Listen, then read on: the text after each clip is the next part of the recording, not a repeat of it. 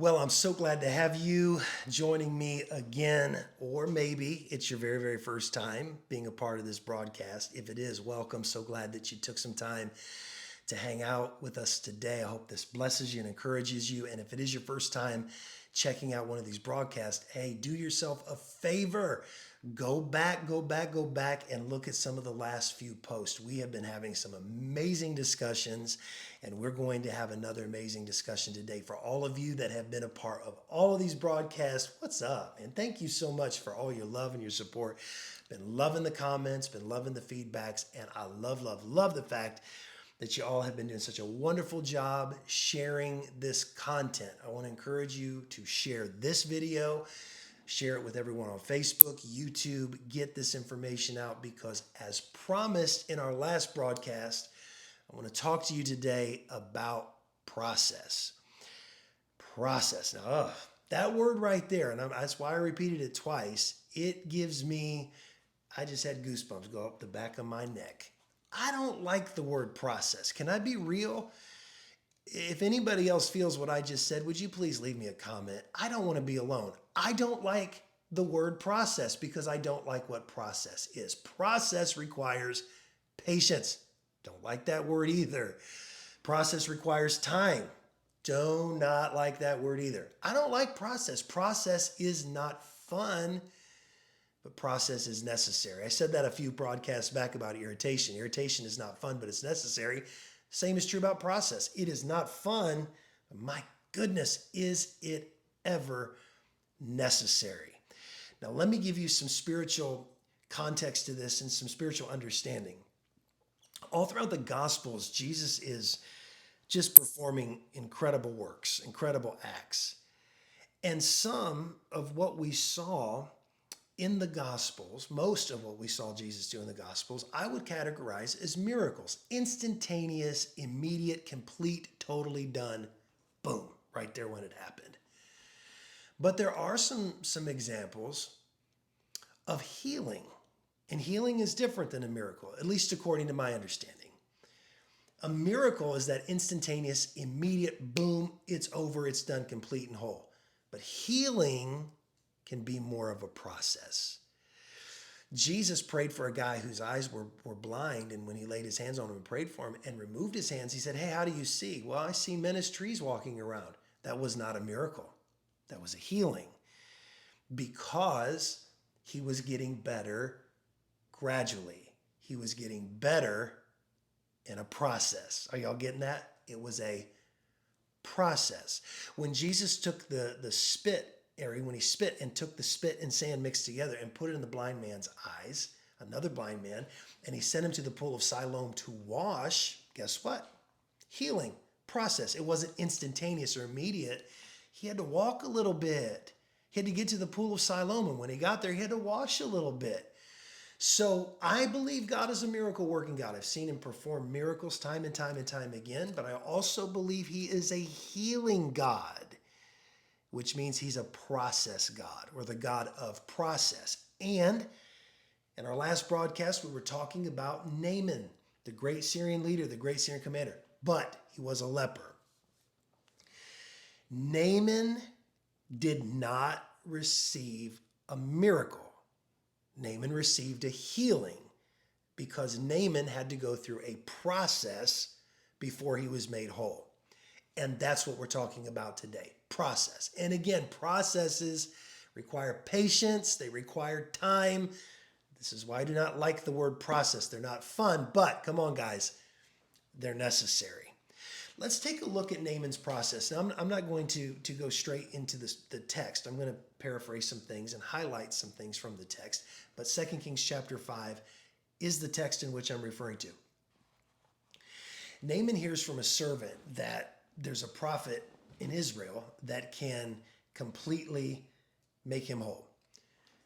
He makes a decision. I will go to the prophet. I will allow him to wave his hand on me and pray over me, and I will be whole. What a statement of faith. What an incredible statement of faith from this Syrian commander. So he and his servant, they go to where Elisha is. They knock on the door, and I am sure Naaman, being this great decorated officer, close to the king of Syria, one of the top guys in the top nation in the world. And he's expecting the top prophet to answer the door, meet him, take him out to Starbucks, come on, get some Starbies or whatever, hang out for a little bit, talk, and then fix this issue. But the whole entry point for Naaman brought him great frustration. Literally the entry point of Elisha's house as he's knocking on the door. The door swings open. It's not Elisha. It's his servant Gehazi. And he said, oh, the prophet sent me to give you a message. And this is what the message was. Go to the Jordan River and dip 7 times and you'll become clean. They shut the door. And read it in 2 Kings chapter 5. Naaman was furious. He was mad, mad, mad. First of all, why would this prophet not come out and greet me face to face? I thought he would come out here and at least say hello to me. Secondly, I thought he would just come out and wave his hand and say, be healed. But third, he's telling me to go wash in a river, not once, but 7 times. And fourth, not only a river, but a dirty river. Read it in 2 Kings 5. He said the rivers in Damascus are so much cleaner and so much more beautiful. I mean, for goodness sake, if I was going to wash, I might as well wash in a beautiful, clean, pristine river in Damascus rather than this dirty, muddy Jordan River. When I tell you Naaman was mad, Naaman was mad. But what was he mad about? You said, well, he was mad because he had to wash in a dirty river. He was mad because Elisha didn't come out to say hi. He was mad because he didn't want to do it 7. Here's what he was mad about. Process. It's the same thing that you and I get mad about. I don't like process. Naaman didn't like process either, so it's okay. We're allowed not to like process. Naaman did not like the fact that he was going to be put through a process. He did not like the fact that this was not an instantaneous miracle. He was furious that he was going to have patience and he was going to have time. So again, it's okay not to like process. It's okay not to want to be patient. It's okay not to want to wait and put in the time. Naaman felt the same way. But here's where Naaman won, where many of us lose. Naaman didn't like the process either, but he surrendered to it.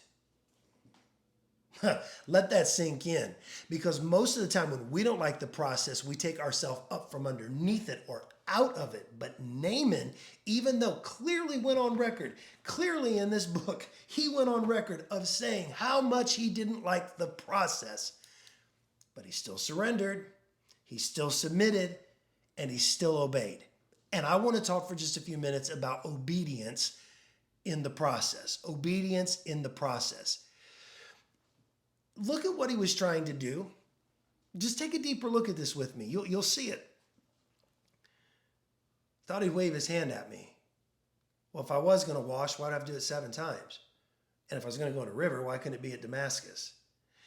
This is almost a subtone coming from Naaman, as if he is trying to modify. I'm having myself a moment. It's as if he was trying to modify the instruction. Well, do I have to do it 7 times? Why couldn't I do it once? Well, if I'm going to do it in a river, why can't I do it in Damascus instead of this dirty river here in Israel? Oh, you're guilty. Don't you sit there and act like you're not guilty. Don't you drive that car listening to this and act like you're not guilty. You are guilty. I am guilty, because we do this with God. We do this with spiritual authority. We do this with leadership, with bosses, whoever's over us. Yeah, well, I heard what you said, but I thought it would be better if I did it this way. Listen, if you mismanage or if you disobey 1% of the instruction, you've disobeyed 100% of the instruction. Naaman could have gone to Damascus. He could have done everything the prophet told him to do in Damascus that he was supposed to do in Israel, and it wouldn't have worked. Why? Because he was in Damascus, not Israel. Where you are matters, and what you do matters, and how you do it matters. And if God told you to do something in a certain place, you better do it at that certain place the way he said to do it, or it won't work. But that is how our human flesh responds to instructions of process. Fine, I'll do it, but could I just do it this way? Could I modify it? Could I change it? Can we manipulate God? Let's just call it what it is. Come on, get real. Can we just manipulate God for a moment, tell him we don't like it that way, we want to do it our way? But Naaman resisted even that temptation. Thank God he had a good person with him that told him, hey, chill, do what you're told, do what you're told. That's what I'm doing today. Do what you're told. Whatever God's told you to do, whatever spiritual authority has told you to do, whatever leadership told you, submit to the process. Because on the other side of that, that's where your healing comes. On the other side of that, that's where wholeness comes. So you have to be obedient in the process. And you have to take your hands off the process. You do not get to determine your process. You do not get to determine how long you're in it. You don't get to determine what God wants in you and out of you during the process. It's submission. And for Naaman, a great commander, a great leader, that had to be hard. I mean, just giving up control and authority to begin with, but now to do it while following such absurd and frustrating instructions. Remember, healing's an irritation. Said that a few broadcasts ago. And for Naaman, same thing. There was a healing in the midst of his irritation. He didn't want to go to Jordan. He wanted to go to Syria. He didn't want to dip 7 times. He wanted to dip once. He wanted Elisha to come out, wave his hand. But he submitted in the process and found healing through his obedience, through his submission, and through the irritation that those instructions brought about. Now, let me get ready to close this, but I want to give you one more example. I referred to it earlier. The blind man, Jesus put spit on the ground, put spit and clay in his eyes, and he told him, go wash in the pool of Siloam, and then you'll be whole. Go and wash in the pool of Siloam. Siloam means the sent place. Every one of you has a sent place. Now, this may be offensive. Some of you might blow up my comment section. Please be nice. I still believe that every believer needs to be plugged in, planted to a local church. I believe that every Christian needs a pastor, a shepherd that they can call on, that can lead them, that can speak God's word to them, give them insight, counsel, encouragement, and even correction. Miracles don't happen outside of sent places. And that story is perfect proof of that knowledge. Miracles don't take place out of your sent place. I can't tell you how many doors have been opened, how many people I've met, how many nations have been opened just because I was obedient to show up to one event. It opened the door for something else. Because I was obedient to meet one person, it opened up the door for me to meet 100 more.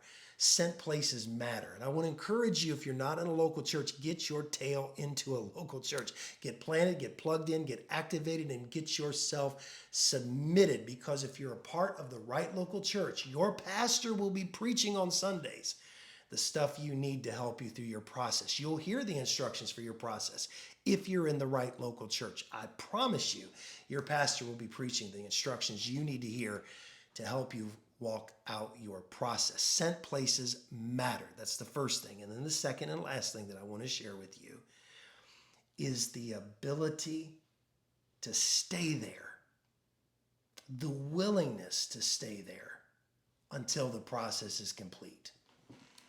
Go wash in the pool of Siloam and wash until you're clean. Guys, we have a fundamental flaw, many, but this is one that I want to key in on. We want to get out of the process. I just said that a few minutes ago.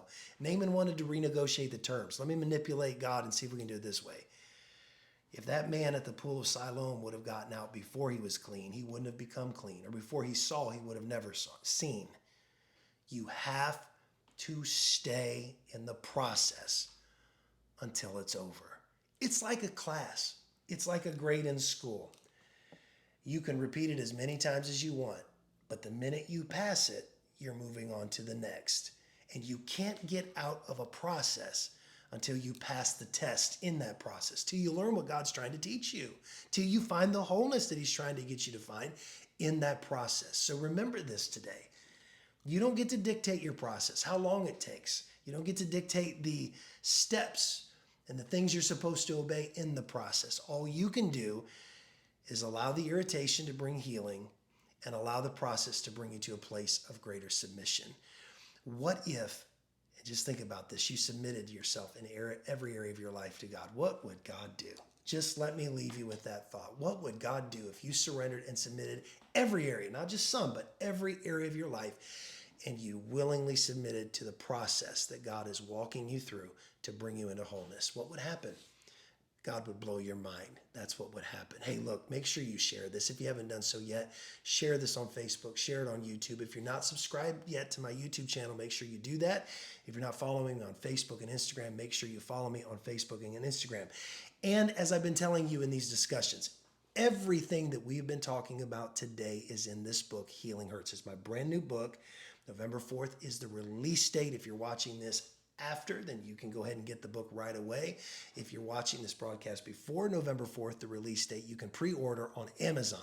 And what we're doing is we're putting that Amazon link for pre-orders in the comment thread. We're pinning the comment as the top comment. So if you've not gotten Healing Hurts yet, make sure you do so. Listen, again, everything we're talking about today, right here in Healing Hurts, all this stuff about Naaman, all this stuff about process, surrender. Somebody like, that was so painful, I don't know if I want the book. Yes, you do. Trust me, you want the book. It will be a blessing to you. And get a couple copies for people that you know, family, friends, loved ones. Christmas is right around the corner. So what are you waiting on? Man, it's a great Christmas gift. Don't get them socks. Get them Healing Hurts. Come on, no underwear. Healing Hurts. Brand new book by Pastor Jonathan Miller. All right, get Healing Hurts today. Get it for some family members and friends. I love you all. Thank you for spending time with me. And I can't wait to see you again next time. Until then, God bless you and take care.